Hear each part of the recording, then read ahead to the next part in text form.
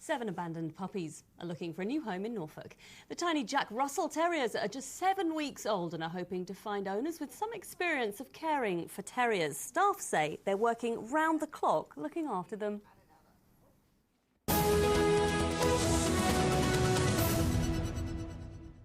Right, it had to be the DIY job of the century when May Savidge dismantled her property and carted every brick, every beam and even every nail to a new location 100 miles away. It really is an incredible story. Miss Savidge was nearly 60 when she made the move from Hertfordshire to Norfolk in 1969.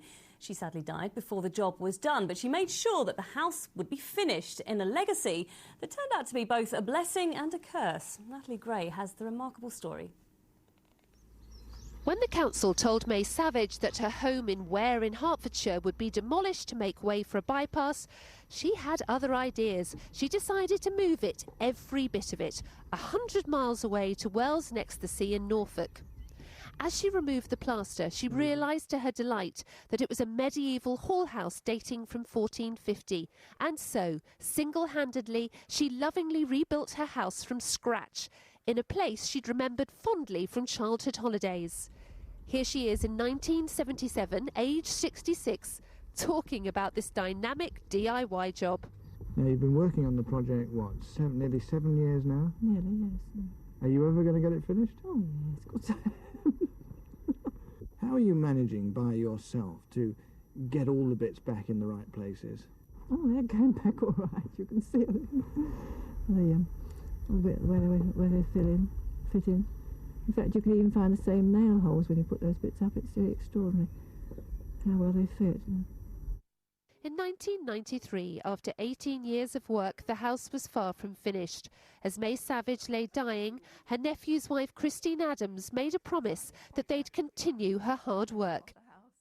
So, Christine, a blessing or a curse, this house?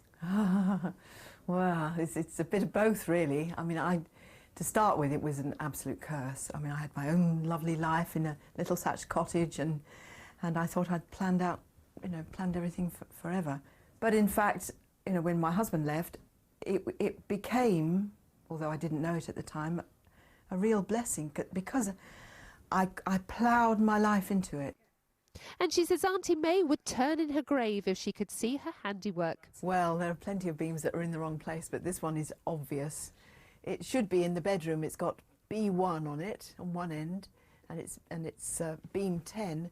It's also got top just above here, and it's not. It's on the side, and it should be facing west, and it's facing east. You should be ashamed of yourself. What would Auntie May have to say? Well, you can almost hear her tutting, but there we are. I've done my best. Miss Savidge was a retired draftswoman and could be seen out in all weathers tinkering amongst her bricks and beams. She became quite a local celebrity. They really thought she was a wonderful woman. They used to see her up the scaffolding, measuring and placing things in the right place for the next time. She wore a pinny with a big pocket with all her tools in. She would say in her diary, took out 304 nails today and placed beam E45 stroke 7 or whatever it was in the west corner of the garden. So she knew exactly where everything was. Looking at it as it is, it's really difficult to imagine it finished. How confident are you that... Oh, I can see it finished all right. You're standing right in the kitchen now. I've always admired her, really. But I've been through every variety of feeling about her, to tell you the truth. I mean, love, hate, absolutely, despair. Absolutely. But in fact, now it's sort of simmered down to admiration, really. Because I know what she's done. I mean, I've done a little bit, a fraction of what she's done. And yeah, she's my heroine, really. Miss Savidge was an extraordinary woman. Christine's written her moving story, and there are talks of a feature film. As for the house, Christine runs it as a B&B. Natalie Gray, Anglia News, Wells next to the sea. May Savidge, what an incredible lady. Just hearing some of the story there. Just looking back, you've had a chance to sort of flick through the book as well. What I wanted to know was how long, you know, we saw that she was out there for so long building this. Where did she actually stay when the building works was going on then? She was a tough cookie, I tell you. For nearly 20 years she lived in a caravan, and even then the house didn't have electricity for a long time. She even made some of the tools. She didn't just make the house, she made some of the tools that helped her make the house. She's an absolutely phenomenal woman. And she set herself an extraordinarily punishing... We saw how long it took her just to get to that stage, but she set herself an incredible schedule, didn't she, to try and achieve She set a little alarm clock, so she knew that she'd sort of met her target, so she'd done her 309 nails in that 2-hour slot or whatever, so amazing. I can't even put up a shelf. It's not fair. My girl's doll's house is still recovering from my efforts. Right, now, when you were at school, did you get told off for drawing cartoons in lessons? I imagine for you it was far worse, wasn't it? Well, at a primary school in Northamptonshire, they were being encouraged to do just that today. Yes, pupils at Brington Primary got a visit from artist Hunt Emerson. He draws the cartoon rats for the Beano, which of course is also home to Dennis the Menace and the Bash Street Kids. Stuart Leith has this report. He's a devil. He's Derek the Devil. There's his horns. He has the job many youngsters dream of, drawing cartoons for the Beano comic. And today, Hunt Emerson paid a visit to Brington Primary School near Northampton to show these pupils how it's done.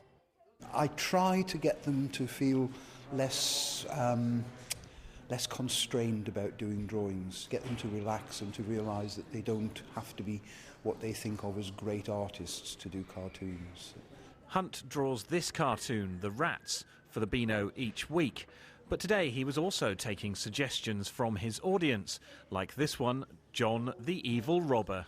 We've got quite a few children that really enjoy drawing and cartoons, so having somebody that does it for a living just really is inspiring for them.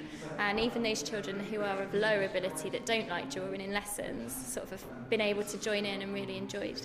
No pressure of what they're drawing. It's been really good.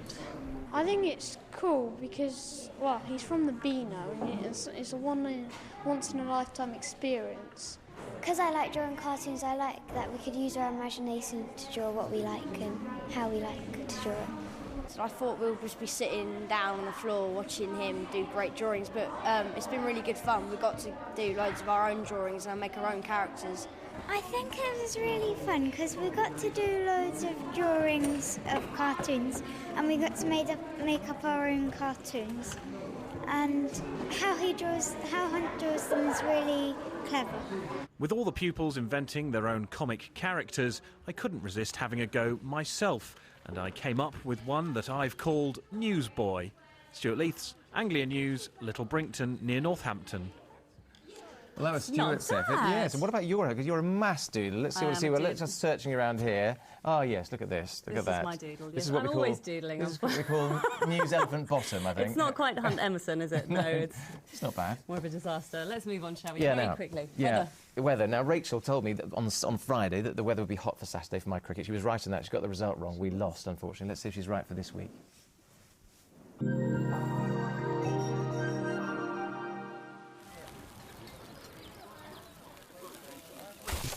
Whatever the weather, enjoy it with Anglian Home Improvements, sponsors of Anglia Weather. Good evening. Well, it has been a warm and a bright day today with the odd light scattered shower moving down from the North Sea, but those are clearing. Feeling fuzzy. Well, that's a bit more like May, isn't it? Good news. We'll see you tomorrow. Bye-bye. Bye.